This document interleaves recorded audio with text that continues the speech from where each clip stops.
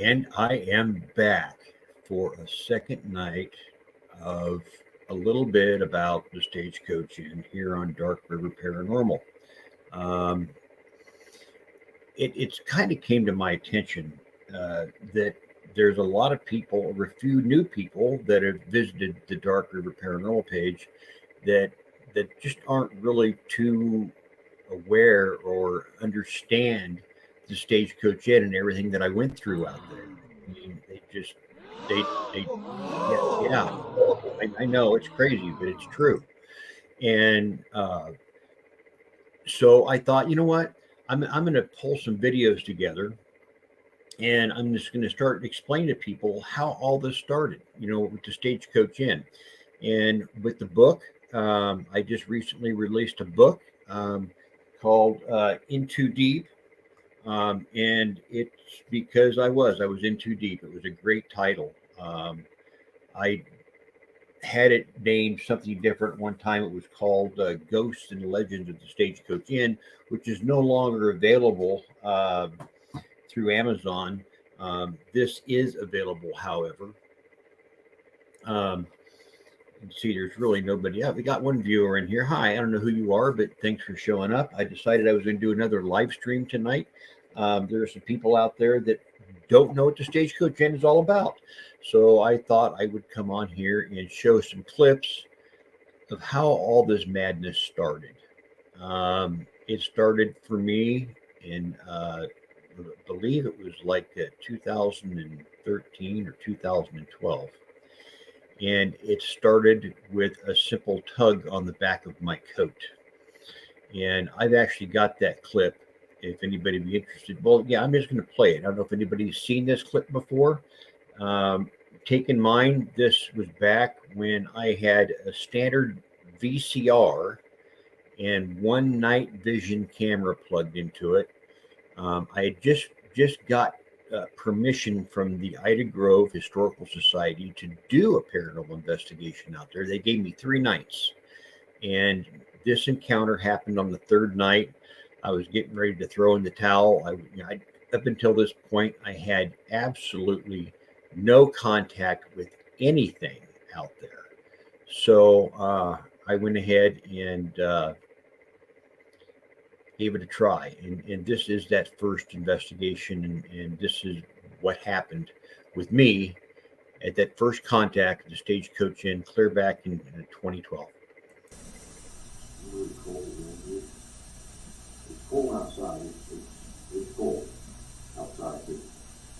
All of a sudden it's got extremely cold right here in this spot.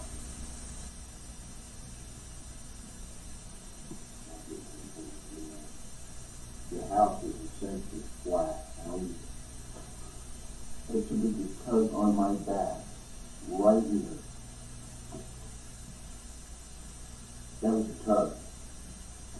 Honest goodness, that was a tug. Is there somebody here in this room with me?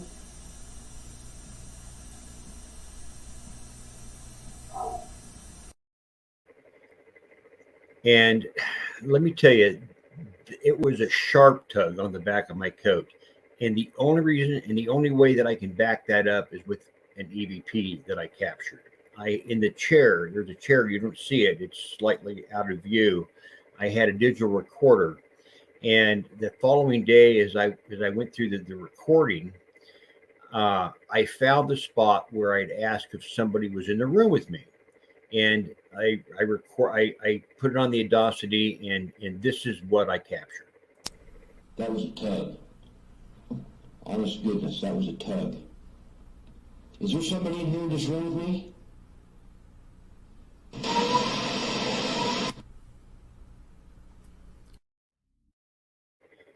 And it sounded clear as a bell. I was, yeah. And that's how all this madness got started.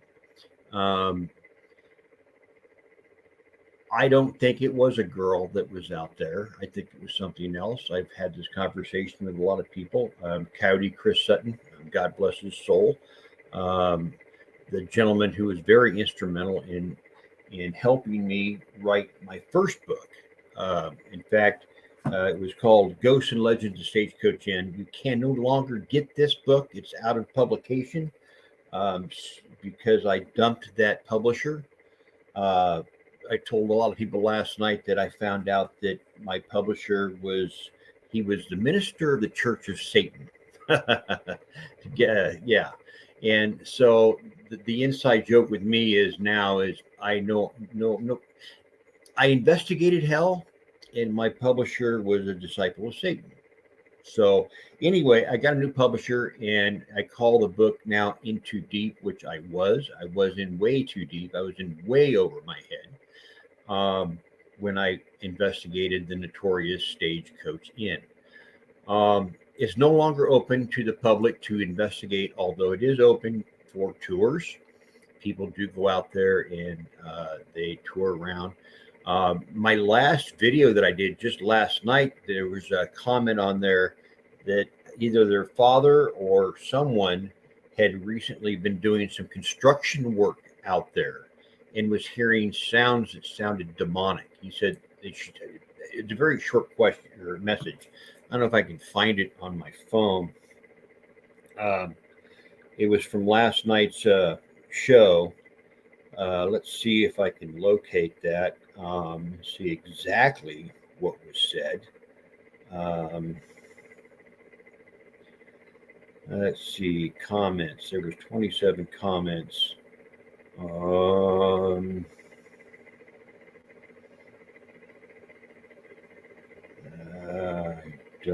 I can't. There's so many here. Says that one person said I investigated there once and I was absolutely terrifying. So they completely understand what this place was all about. Here it is. Shannon was her name.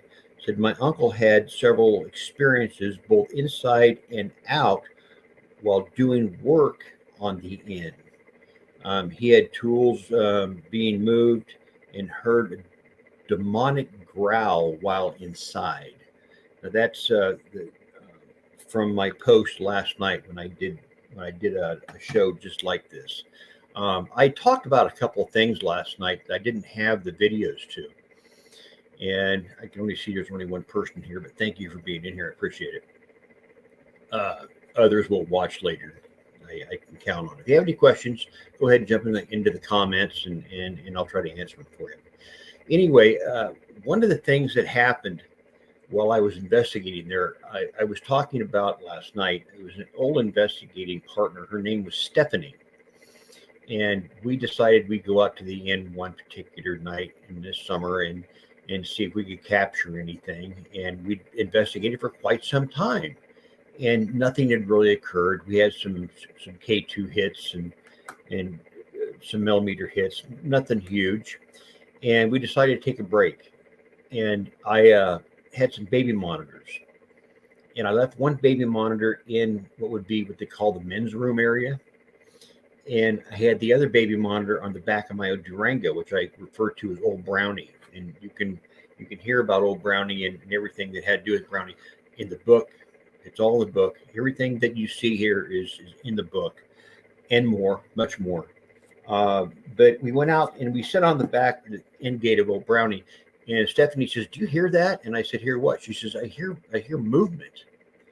And she says, "Should we go in and check it out?" And I go, "No, let's let it play out. Let's just see what happens." So we sat there and listened for a couple minutes, and it was pretty loud. And finally, we decided to go inside and check it out. And I did a couple EVPs. I couldn't get nothing to happen, but my cameras were in there. And my cameras, one camera had audio on it. I had 4 cameras set up, and I want to show you that. And I want you to hear what we heard when we were sitting on the back of my Durango as this played out. And it's pretty interesting.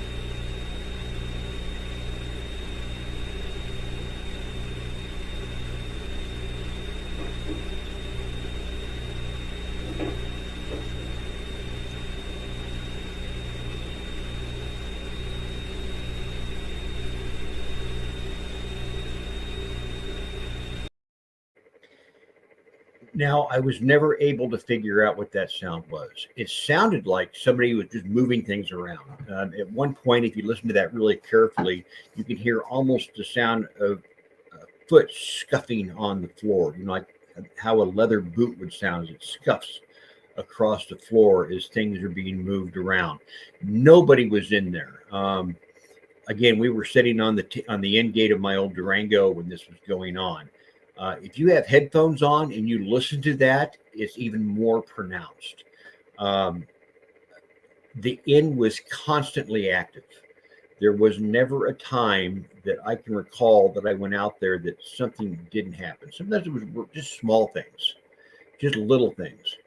And then other times it would be stuff like that. It was just, in fact, it was unnerving in some cases. There'd be footsteps that were so heavy that dust would literally fall from the ceiling. And there was one individual there that investigated that got so violently ill that they had to just stop the investigation and go home. And once he left, he was fine, but he was hurling his guts out in the yard. So it was just one of those things. Um, there's one thing that happened at the Stagecoach Inn. Now, I don't want to get boring and get redundant. A lot of people maybe know about what goes on there. I don't know, but there was the one pinnacle moment that happened at the Stagecoach Inn that will never be duplicated by anybody. I don't think. Um, when we had the notorious spinning wheel turn. Uh, in the 1800s, they used spinning wheels a lot to spin yarn, I guess. And I caught the spinning wheel turning on one particular occasion, and I've got the video of that. Um, but before I show you that video, on two or three different occasions when I investigated with other investigators, we would happen to almost catch it moving. It was like it was, did that just move type thing? Out of the corner of your eye, you think you've seen it move a little bit. And, of course, we jump around and hop around on the floor and try to get it to do something, and it never would. Well, on one particular occasion, on one day, I decided I wanted to go to the Stagecoach Inn and try to debunk the staircase. I had a lot of activity on the staircase using uh, this guy. It's a vibration sensor. It's magnetic. It's made to go on the inside of a door. It's a door alarm, basically what it is. So if somebody would rattle your door to try to break into your home in the middle of the night, the same would go off. So it's not overly sensitive. It can't be. Otherwise, you wouldn't have a very good night's sleep with this thing's going off all the time. So I would use it on the staircase, and I'd walk past it on numerous investigations. I get numerous investigations when other people walk past it while it was on. It never went off, and then you'd leave the room, or you just have a camera running on it, and suddenly something would bang it, touch it hard. I think it was supposedly those children that love to play with it. It'd go scream and go off all the time.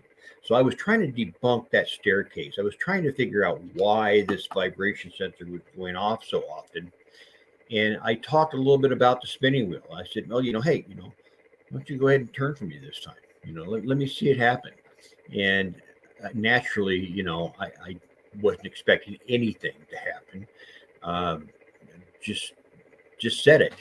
I'm doing this little documentary. I'm just trying to figure out why this thing's going off. This was my main focus, and this is what happened. So take it out, check it out. These things occur, but they do occur, and look at that. Look at that. Are you kidding me? So I want you to watch this one more time. When you run a spinning wheel, it just doesn't start rolling forward. If you've ever watched anybody that, at these places that demonstrate how people did things back in the 1800s, whether it's how to throw a tomahawk or make rope or whatever, they always grabbed the wheel, they pulled it back towards them a little bit, and then they gave it a throw forward, and then they begin to pedal the pedals on it, or however it worked. And so I want you to watch very closely. And as you can see, this spinning wheel go back a little and then rapidly goes forward. Check it out. Watch real close. Here it comes. These things occur, but they do occur. And look at that.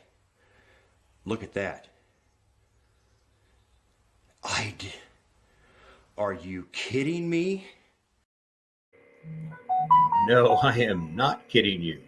That was probably one of the pinnacle moments that happened out at the Stagecoach Inn, outside of my coat getting pulled on.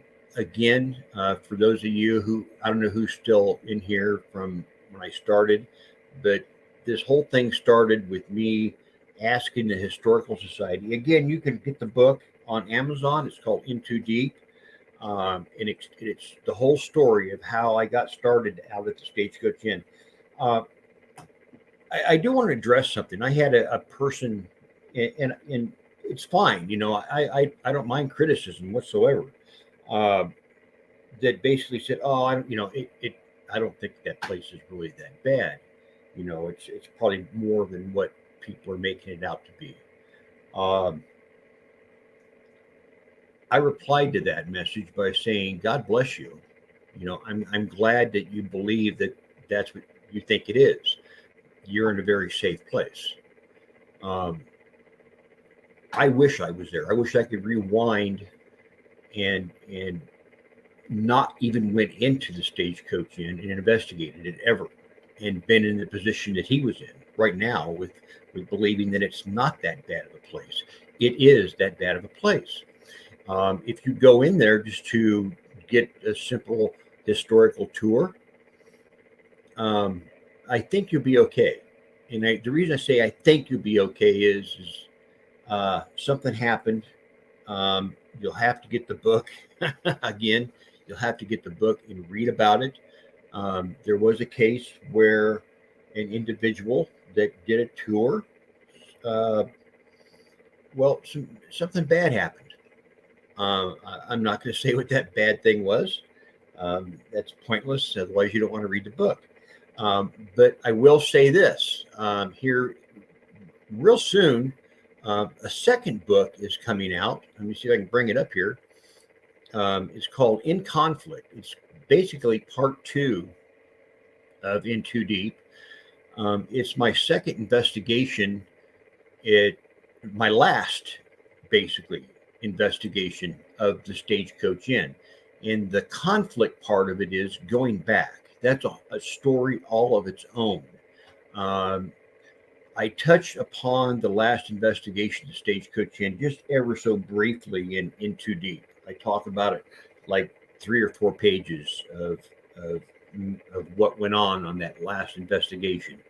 But In Conflict is more detail of the last investigation, a lot of detail. But it basically is about the torment that I went through, the conflict I went through in going back. And it relates to everything to the paranormal. It relates to the people of the paranormal. It relates to my own personal feelings of my own failures as a paranormal investigator.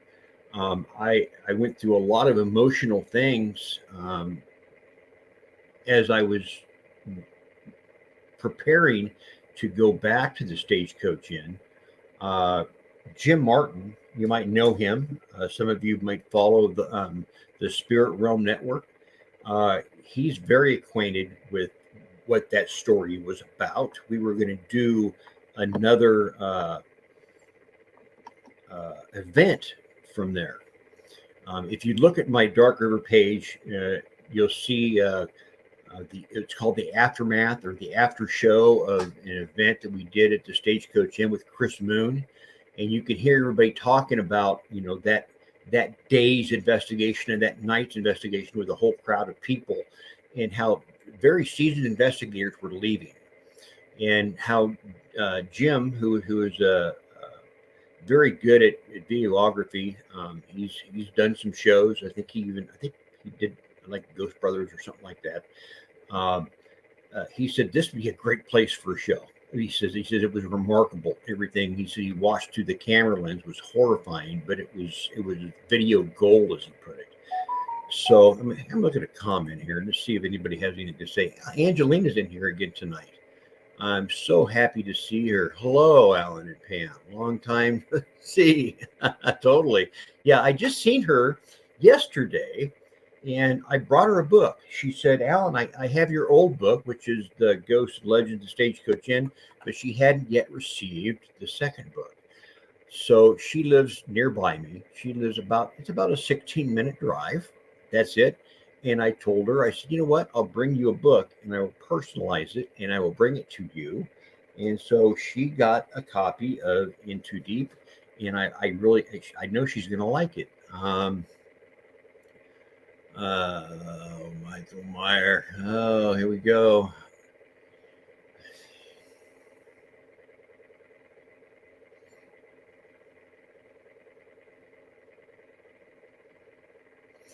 Yeah, activity was mild that night, Michael. I vaguely remember you going through there, but everybody had their highs and lows. Some people that investigate, it's like any place. Some people that investigated had a really great time, and others, they said, yeah, there were some things going on that I can't explain, but it was okay. Um, that's a fair assessment. Let's see.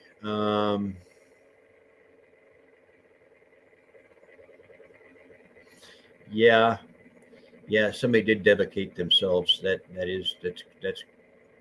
correct. It was scary. Um, uh, Michael Sutton, yeah, it was. It was a heck of a night. Um, Angelina says she's getting ready to read the second book or the second. Yeah, I've written 3 books in total now. I've written Ghost and Legend Stagecoach Inn, which you can no longer get. That's a collector's item. Uh, I've got like 10 of those left. In Too Deep, and then In Conflict. So anyway, let's see if I can't go back into where I need to be. Um, hmm. So yeah, we were talking about the spinning wheel. Um, I'm going to show that one more time. There's some people that jumped in here that may not have seen that. I want you to watch this. It was a daytime investigation, for crying out loud. And day or night, the Stagecoach Inn was active. And again, I was doing some debunking work there, and I was lucky enough to capture the spinning wheel turning. We thought we'd seen it turning in the past. In fact, there was one occasion where we could kind of see it on IR. We didn't have the cameras specifically set up where it was supposed to see the spinning wheel. It was just we had the camera set up in a room, and it was a lot of dark dark doorways beyond this room, and there was just barely enough light that we could look like we could make out the spinning wheel turning, and it was way late in the night. But this was during the day, and I want you to take a look and watch how this thing spins. Okay, it moves backward, then forwards. It just doesn't move in one direction. It moves backwards because in the 1800s, that's how they got these things moving. They pull it back and they throw it forward real quick.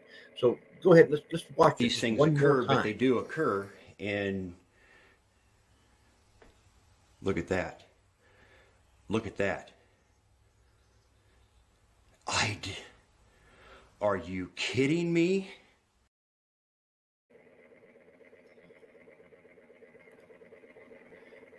It's just one of those places that was active that I am glad that nobody. Hi, Colette's in here again tonight. She usually is.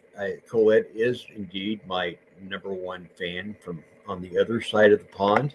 Hi, I am very grateful that you come in here. She's saying hi to Angelina and also to Pam. Pam, my wife, is in here. She puts up with me doing this. I will never ever go back to the Stagecoach Inn. If anybody ever asks, I won't go back. mostly out of courtesy to the Historical Society. Um, they really don't want that kind of negative darkness, I guess, bad light presented on their very revered Stagecoach Inn, and I get that. It's the corner post to Ida County. Uh, it was everything in the 1800s. The Stagecoach Inns had several different purposes. It was a stagecoach stop, obviously, where people could stop and rest for the night, get some sleep, get a good meal. It was a post office. It was a courthouse. It served as a hospital, a church, a school, and it did all these things at the same time. And again, it's a very revered location, and it has a lot of history. A gentleman by the name of John Moore hung himself there. John Moore was to be brought up on some strange indictment, um, unknown indictment. I do though. I finally stick my neck out, and I talk about that in my next book. There was rumors of why he may have committed suicide, and in my own theories of why he committed suicide. Um, and I'm just going to say this: I don't think he did, and I'll just leave it at that. You have to read the book. I've got the original newspaper article about John Moore and his suicide, and things just don't quite add up. And I'm not a detective. I don't claim to be a detective, but just by reading it, it's just one and one. It just does not equal two in a lot of cases when I read the report about John Moore and his suicide. Also, the inn served as kind of a sanctuary for demonic activity. There was some demonic things that went on there.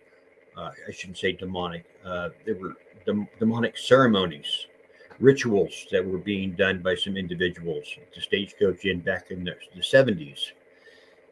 So there's a lot of crazy, crazy things that went on at the Stagecoach Inn.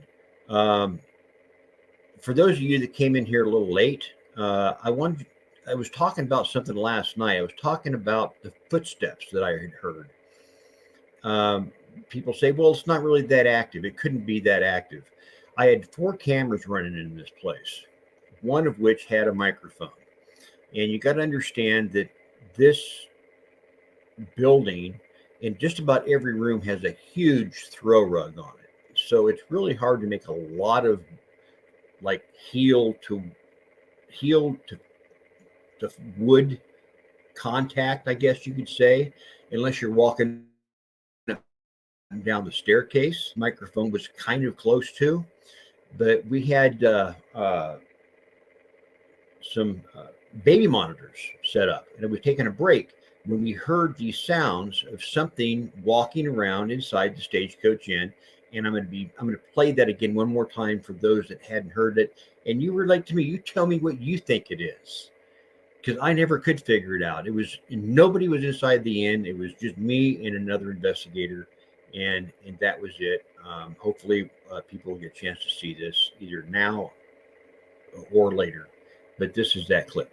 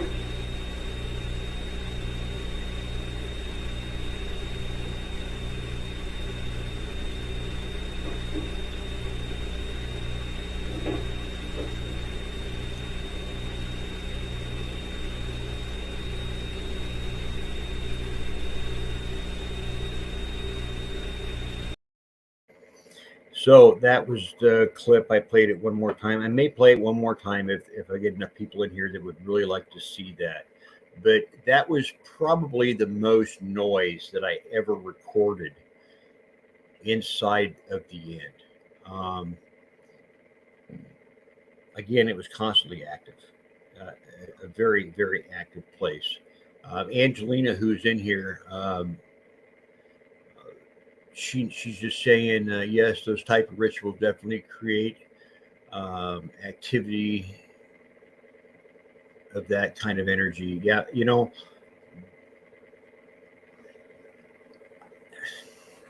a lot of the floors were replaced in that place. Okay, and I don't know. There were some people that said that there were some satanic type markings that were on the floors many, many, many years ago. I've never really, I've never really dwelled on that too much because there's no way for me to prove it. Um, when they rebuilt the Stagecoach Inn, obviously a lot of the old floor planking were rotten, and they got rid of a lot of it. They put new stuff in there when they refurbished the inn, but I can't ever say that those kind of things happened. Um, but I did write a book about it, and I'm going to show you a quick trailer to that book before I move on. Besides that, I need a quick cup of coffee, so I actually got a little commercial in here. So enjoy the commercial. I'm going to get a cup of coffee.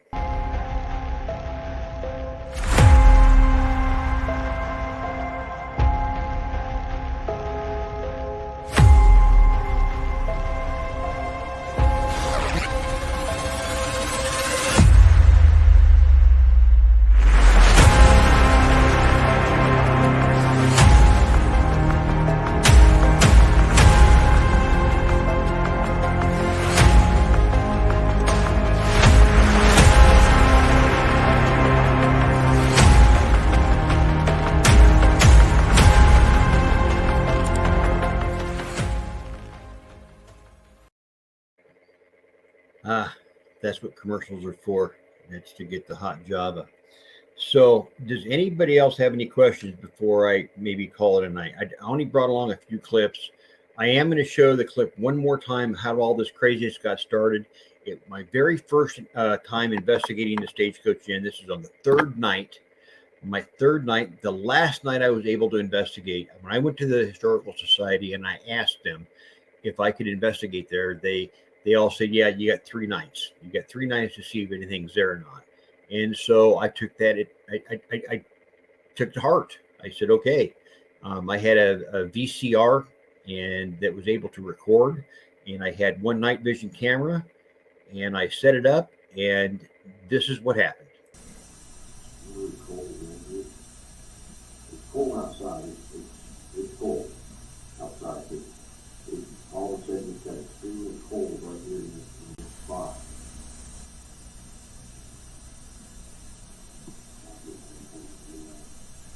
The house is essentially flat. It can be just tug on my back right here. That was a tug. Honest goodness, that was a tug.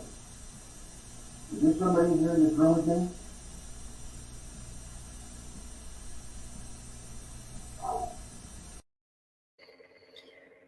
And so, if that wasn't enough, the following day, when I went through all of my recordings, I had a digital recorder sitting nearby that was running.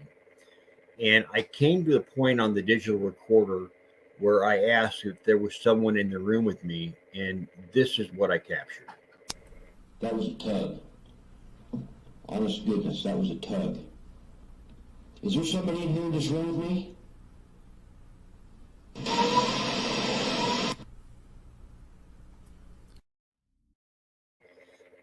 That was an I was, yeah. And to me, it was clear as a bell. I played it over and over and over again, and that's what I was able to make out.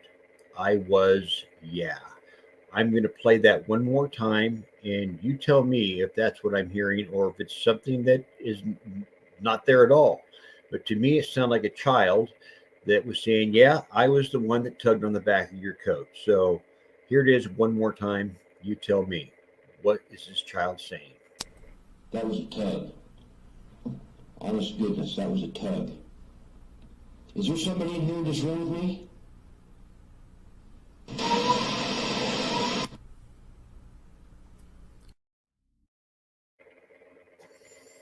So there it is. Let me see. What does Colette have to say?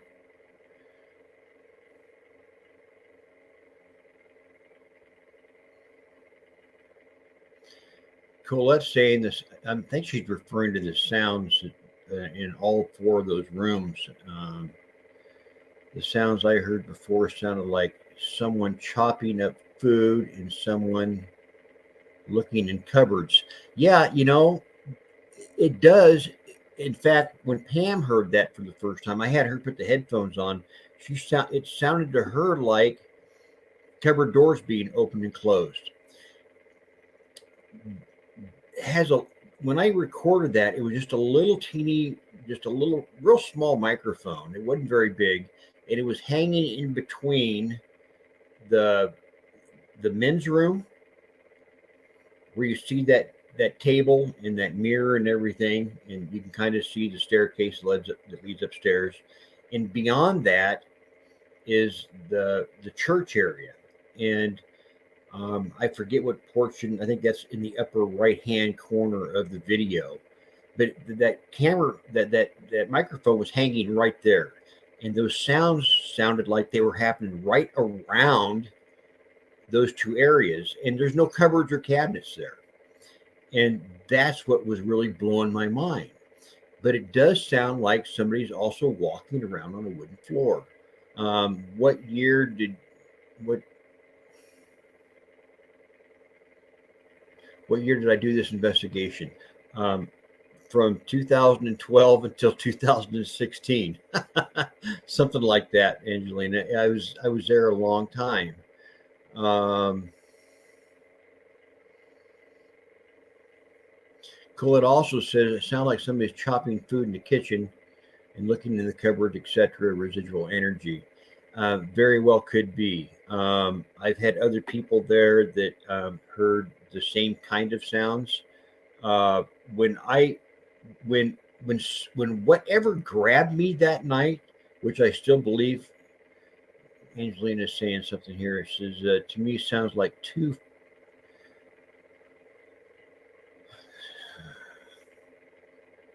To me, it sounds like footsteps. It does. If you put headphones on and you listen to that, you can actually hear the leather of a boot. And it's, I mean, I've heard a lot. I've heard a lot of walking. Let's just face it. We've all heard people walk on wooden surfaces or different surfaces. We know what that scuff sounds like off the bottom of the leather shoe.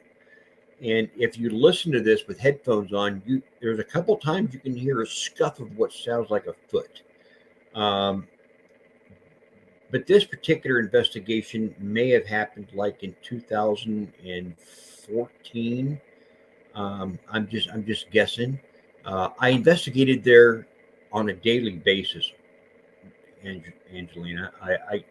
I don't really I can't really pin down a year because one day blended into another day, and another day blended into another week, and then into another month, and then into another year, and it just all went together. It was just a way of life for me.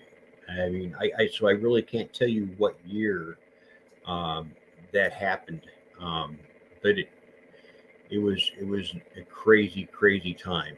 Um, I don't know else how to explain it, but I'm going to play that video one more time. Uh, then I'm going to get out of here. I'm going to people be getting bored with what's going on. I'm going to one more time. I'm going to do the spinning wheel. Then I'll do those sounds of walking. So if you have a set of headphones, get them ready, and you can hear these sounds of somebody walking on this hardwood floor. So here's the spinning wheel one more time, then we'll go straight to the walking sounds. And you tell me if that's somebody walking around or if it's cupboards being closed and opened. But with all the cameras that I had in the place, I covered it really well. You can tell that there's nobody in there at the time of those sounds. But here's the spinning wheel, and we'll go from there. These things occur, but they do occur. And look at that. Look at that. Are you kidding me? And that's what I said. Are you kidding me? It just blew me away. I was actually, you can't see it. I had the Annie shake going on in the camera, but my hand was quivering when I was filming that. So now here are the sounds, the strange sounds that we heard. There's 4 cameras, there's 1 microphone, and it's picking up what sounds like somebody shutting cabinet doors or at least walking around inside the inn while I was on the outside and hearing this on a baby monitor.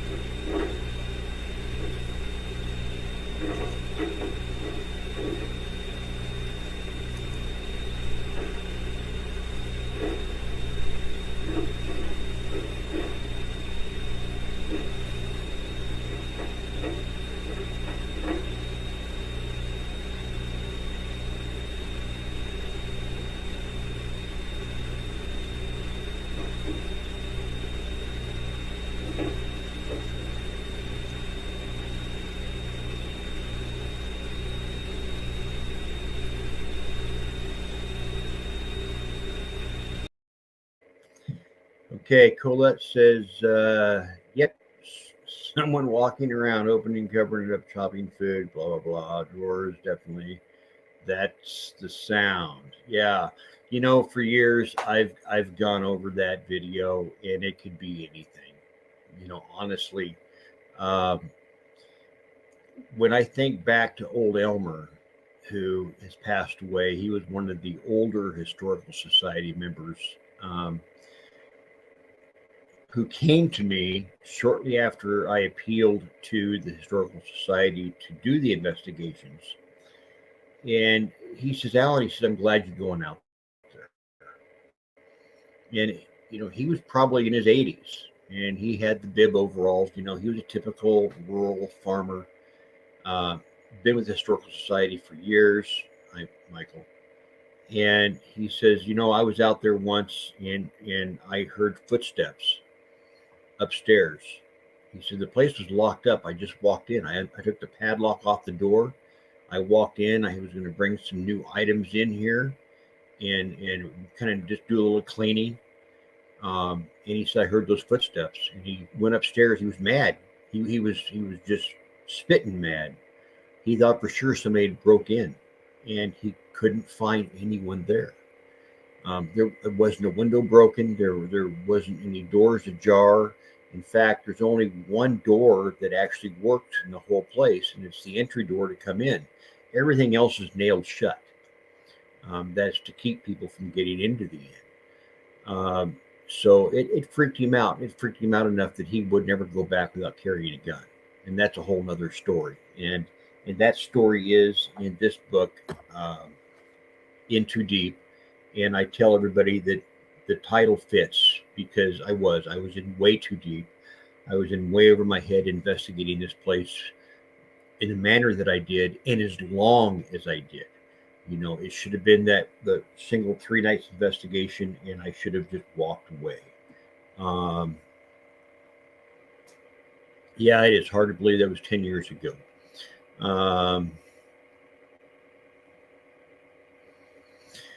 For all we know, they could have been preparing dinner. You know, when I had my coat pulled on there, it looks as if I'm pretty well composed. I was not. I had walked into the men's room area, and I sat down in a chair in the furthest corner of that room where I could see everything in front of me. And there was a light outside, one of those what I call the old farmer yard lights, and it was bright enough that it would illuminate some of what was going on inside of the inn, albeit it was very dim and it was just kind of everything was kind of in a silhouette. And as I was sitting there trying to figure out in my head what had just happened, in the kitchen area, the kitchen where that large table is at, I could hear the china clinking. And again, I talk about that in my book, and I go into great detail describing that moment, sitting in that chair, hearing what I was hearing. Um, just a tremendous amount of energy in that place. It's a bad place to be. Um, it when people say, well, it wasn't that bad for me, you know, well, what's bad for people? I can, and I talk about it in my second book, in conflict. I can sit in traffic for a couple 3 hours and it doesn't bother me. But for somebody else, it's a living hell. They don't want to sit in traffic for hours and in the hot and horns honking and stuff. With me, it's no big deal.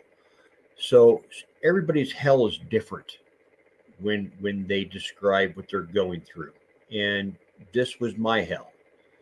Um, and it was outside of the inn. It just wasn't at the Stagecoach Inn physically. It was everything that went on beyond the walls of the inn. It was what was within the walls of my own dwelling, between me and Pam, and things that went on with her and I, and other things that went on in my life. And when I finally slowed down and I looked at it, it all came back around to, when it gets bad, I've been at the inn. And then I realized that if I wouldn't go to the inn, things would get bad too. It was a catch-22 for me. When I was there, it was unhappy. When I wasn't there, it was unhappy. Just the way it was. So I will leave you tonight, one more time with the spinning wheel. Then I'm going to finish it up with an ad. And I will then hopefully, maybe I'll throw some more videos together, maybe some stuff that people have or have not seen. I don't know if you would like to see some more videos, and me do a little bit of commentary on all of them. Leave me a note. If you would like a book, as Angelina got yesterday, just message me. And I have one of those cool little squares. I don't use PayPal on here anymore. I have one of those squares, and we'll just exchange. I'll just give you a call. We can have a conversation. I can sign the inside of your book, and I will send it to you. And I'll put whatever little note you want to inside. I put something really nice for Angelina inside of her book. I personalized it for her. Out of all the people in the world, she is probably the most courageous woman that I know. I feel, like, here I am scared to death of a haunted place as the Stagecoach Inn, and Angelina is my hero. She has more courage than anyone I know, and I tried to express that to her in that little note that I left for her in her book. Colette says she never really finished the book. It's really good, though. You need to finish it. You need to finish the book. So with that, I will bid everyone a good farewell. I hope to see you soon. I do have a Paranormal Nation coming up, and hopefully, probably not this week because of Thanksgiving, but more likely the following week. And I'll be doing that with Dr. Rebecca Foster. She investigated with me, which I very rarely investigate with anybody anymore, at the haunted YMCA. And we had a lot of things happen that night. And I caught a lot of it on video. Uh, she was doing live streams with her phone on Instagram and on Facebook, and people only seen a part of what she could do with her phone. The cameras that like I'm using right now were on night vision. I had a lot of cameras set up there, and we caught some incredible stuff. You'll have to see it to believe it. I think I got 16 or 17 clips that we can go over, and we're going to do an analysis of the whole night. Very interesting place. Very haunted. Yes, Angelina is amazing. She truly is. So with that, I will see you guys later. You all have a wonderful night, and get the book. You can go to Amazon and order the book. I think it's like 19.99 for the book. The hardcover is a little more expensive. The hardcover is like $33, but that's because it's a hardcover. And my next book, In Conflict, is supposed to be out before the 1st of December. That's basically the final chapter of In Too Deep. So be looking for that in the near future. But until then, I will catch you all later, and be safe, and be kind to one another. And have a good evening. Thanks a lot.